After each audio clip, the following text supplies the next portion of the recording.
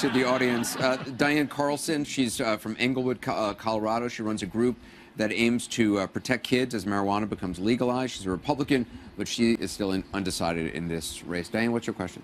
Thank you. Governors, there's been very little understanding of the differences between low to zero THC potency marijuana that's been associated with helping kids with seizures and helping adults with pain, which is completely different from the high THC pot that has become the norm in Colorado. And we know that it's our understanding that you're supporting full-blown nationwide marijuana commercialization.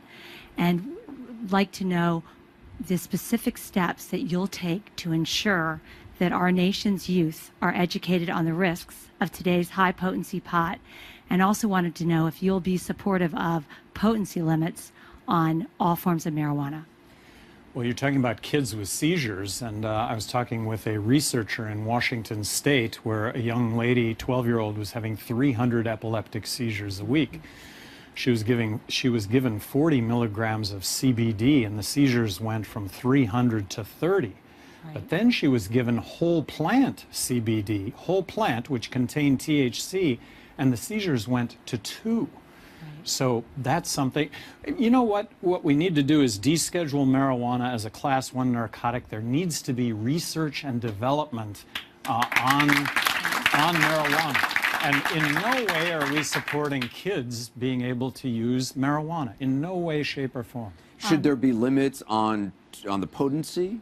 Well, but as I was just pointing out, because CBD doesn't contain any THC, legislatures around the country are embracing it because it's a dramatic improvement, 300 seizures to 30 seizures. But if you go to whole plant CBD, which contains THC, the seizures may be eliminated completely. But Governor, you're talking about CBD oil, which is completely different than THC. And THC, it is what has been associated to be harmful for developing brains. And I personally am very sensitive.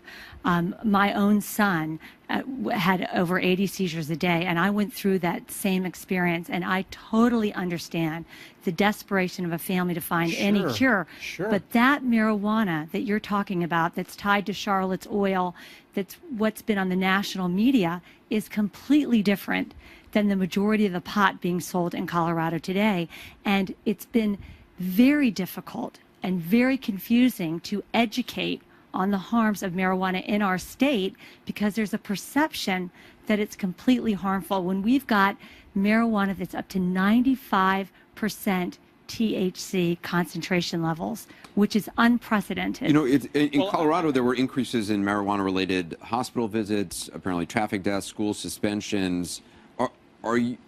How would you deal with other sort of follow-on effects? Actually, overall, Anderson, all the statistics were pointing north. Not significantly, but all the statistics were actually north. You may be pointing at some aberrations within that. Yeah, there was a Northwestern University and University of Colorado study about ER visits rising by 44% after marijuana was legalized 2012 to 2014. I just think that so much research and development needs to take place that hasn't taken place, and that marijuana products deal or compete directly with legal prescription drugs that statistically kill 100,000 people a year, and there are no documented deaths due to marijuana. And that should... that concern that you're expressing needs to be taken into account.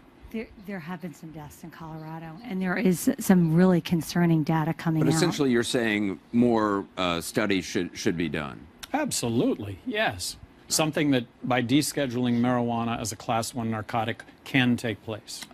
Matthew